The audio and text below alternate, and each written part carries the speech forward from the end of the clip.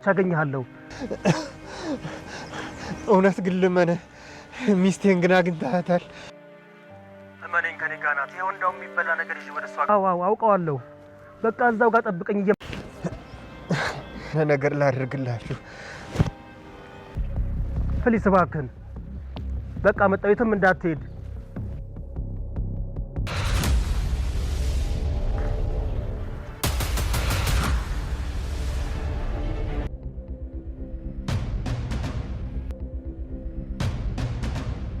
መጥቼ ያየሁት ቤተሰብ በጣም ተለያዩብኝ። አረ ወገባ ገዳሽን ይለየው። ትሰምኛለሽ? ገንዘብ ከከፈልኩኝ እኮ ነፍስሽን ሁላ ላስጠፋው እችላለሁ።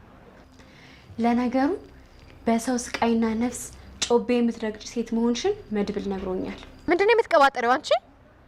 እንዴት ይሄን የማይጠረቃ ከርስሽን ለመሙላት ብለሽ ልጁ ለዘመናት የለፋበትን አልበም ገደል ትከችበታለሽ? ቆይ ግን አንቺ እጅግ አጓጊ እጅግ ልብ አንጠልጣይ የሆነው ተወዳጁ ምሳሌ ዛሬ አጓጊነቱንና ልብ አንጠልጣይነቱን ቀጥሏል።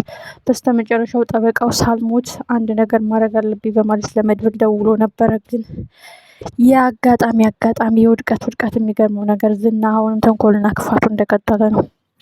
በስተመጨረሻ ከክፋት ማትርቀው ከተንኮል ማጥፈው ማህሌት ሉላ እዛ ቤት እንዳለች ከተናገረች በኋላ ዝና በጥብቅ እየተከታተላቸውና ብሩክ ላይና ምሳሌ ላይም ከባድ አደጋ ሊፈጽም ሲል እንደምንም አምልጧል። ብሩክ ሰላም የተከበራችሁና የተወደዳችሁ ውድ ቤተሰቦች በያላችሁበት የዓለም ዳርቻ ሰላማችሁ ይብዛልኝ። ፕሌስ ለቤት አዲስ የሆናችሁ ሰፖርት አድርጉ፣ ደገፉም አድርጉ፣ ላይክ ሰብስክራይብ በማድረግ አበረታቱኝ። የሚገርመውና የሚደንቀው ጆሮ ጠቢ ተብላ ወደነ ዝና ወደነ ማህሌት ቤት ወደነ ብሩክ ቤት የተላከችው ይቅርታ ከጊዜ በኋላ የማህሌትን ክፋትና ተንኮል ተረድታለች። ማህሌት በተገላቢጦሽ እነሱ ክፉ ናቸው፣ ባሌን ቀማችኝ፣ ሊገሉኝ ነበረ ወዘተ ብዙ ነገር ያለችውን አሁን እውነቱን ደርሳበታለች። የመድብልን አልበም ሁሉ እስከ መስረቋና አረመኔና ጨካኝ ራስ ወዳድ እንደሆነች ለብር ብላ ብዙ ነገር እንዳደረሰችባቸው ተረድታለች። ሜቢ ምናልባት ዝና እያስፈራራ የሆነ ነገር እንድታረግ ካላስገድዳት በስተቀር እውነቱን ለነ መድብል ተናግራ እነ መድብልን ልትረዳቸው ትችላለች። ዝናህንም በእሱ አማካኝነት ወጥመድ ውስጥ ያስገቡታ እያልን ነበረ። ዝናህ ግን ሉላ እዛ ቤት የለችም የሚለው መልስ ምት ከተሰጡ በኋላ ጠበቃው መቃብሩ እንደተቆፈረ ካወቀ በኋላ ነገሮችን በጣም አጥብቆ እየተከታተላቸው ነው። በስተመጨረሻም ጠበቃው ከረፈደ ቢሆንም ላረግልህ ፈልጋለሁ፣ እውነቱን ልነግርህ ፈልጋለሁ፣ ሳልሞት ድረስልኝ፣ ሳልሞት አንድ እውነት አልንገርህ እያሉ እያለ መድብል ዝና ከበፊቱ መጥቶ ተደቅኖበታል። ይህ ማለት መድብል እንዴት ከዝና እጅ ያመልጣል?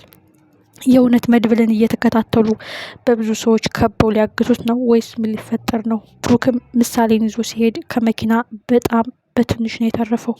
ምክንያቱም የእሱ ጥንቃቄና የእሱ ፍጥነት የእሱ ቅልጥፍና ነው እንጂ እነ ብሩክም ከባድ አደጋ ደርሶባቸው ነበረ። ዝና አሁን ያ ባለሀብት ማህሌት እንዲያስወግድለት አዞት ነበረ። ዝና ግን ለራሱ ጥቅም ስለሚፈልጋት ራሽን ጠብቂ እንዳስወግድሽ አዞኛል፣ ግን ሉላ እስከምትገኝ ድረስ አንቺ ታስፈልገኛለሽ፣ ኢንፎርሜሽን ታቀብኛለሽ ሲልም እሱ እንዲህ ብሎ ነግሯታል። ይህ ማለት ከባድ ነገር ነው። እዛ ቤት ያለችው ልጅ ለነ ብሩክ ቶሎ አግዛቸው የመጣሁት በዚህ ምክንያት ነው፣ ግን ከጊዜ በኋላ የእናንተን ፍቅር፣ የእናንተን ክብር፣ የእናንተን ትህትና ተረድቻለሁ። የተነገረኝ ሌላ የገጠመኝ ሌላ፣ ስለዚህ ያየሁትን ነው እንጂ የተነገረኝን አላምንም፣ እውነታው ይሄ ነው በማለት ነግራቸው ማህሌትንም እነ መድብልን እነ ዝናህንም ወጥመድ ውስጥ ቢያስገቧቸው መልካም ነው ባይ ነኝ። ግን አሁን ትልቁ ነገር መድብል ከዛ ቀዳዳ እንዴት ነው የሚያመልጠው? ዝና ከፊቱ መጥቶ ተደቅኖበታል። ማህሌት አሁንም ባለሀብቱ በሌላ ሰው ሊያስገድላት ይችላል፣ ግን ዝና ለራሱ ስራ ስለምታስፈልገው ራሽን ጠብቂ ብሎ አስጠንቅቋታል።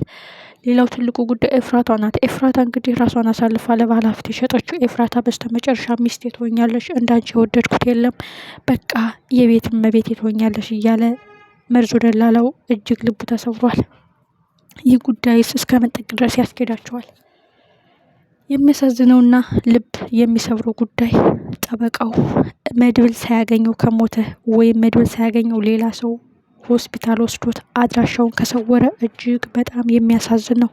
መድብልም ከፊቱ እንደተረዳ ነው እጅግ ተናዷል፣ እጅግ ቅስሙ ተሰብሯል። ምክንያቱም በተስፋ የጠበቃውን ስልክ እየጠበቀ አጋጣሚ ሲደውልለት ዝና ከበፊቱ መጥቶ ተደቅኖበታል። ይህ ማለት ሩጦ የማያመልጠው ነገር ነው። ሩጦ ቢያመልጥ ተደባድቦ ቢያመልጥ እንኳን ጠበቃው ሳይሞት መድረስ አለበት። ጠበቃው ከሞተ ሁሉም ነገር ገደል ገባ ነው ጥያቄው። እጅግ የሚያሳዝነውና እጅግ ልብ የሚሰብረው ጉዳይ ጠበቃው ከሞተ ሞገስ ሁልጊዜ ፖሊሶች እያሳደዱት ነው የሚይዙት። በዚህ ላይ ደግሞ እነ መድብል ጋም ከባድ መዘዝ ሊመጣበው ይችላል። ወንጀለኛ እየረዳችሁና እየደበቃችሁ ነው በማለት ኦልሬዲ ለትክክለኛው መርማሪ ጠበቃው እንዳልሞተና እሱን እያደነውና እየፈለገው እንደሆነ መድብል ለጠበቃው እንዳልሞተ ለፖሊስ ነግሮት ነበር። ስለዚህ ጠበቃው የታለ የሚለው ጥያቄ ስለሚነሳባቸው አሁን ነገሮች ከበድና ከረር እያሉ ነው። መድብል እንዴት ነው ከዛ የሚያመልጠው? በራስ የሚተማመነው መድብል ከብዙ ጉድጓድ ከብዙ ፈተና ከብዙ እንቅፋት ያመለጠው መድብል አሁን አጋጣሚ ነው ከዝና ጋር የተገናኘው ወይስ ታስቦበት ነው? ወይስ ብሩክ ከዛ መኪና አደጋ ስላመለጠ መድብልን ለመጉዳትና መድብልን ለማጥፋት ያሴሩ ሴራ ነው? እንዴት ፊት ለፊቱ ሊገኝ ቻለ? እንዴት ፊት ለፊቱ መጥቶ ሊገተር ቻለ? ነው የጠበቃው ሚስት ቤት አግኝቶታል። እሱ በጣም አጓጊና ልብ አንጠልጣይ ነው።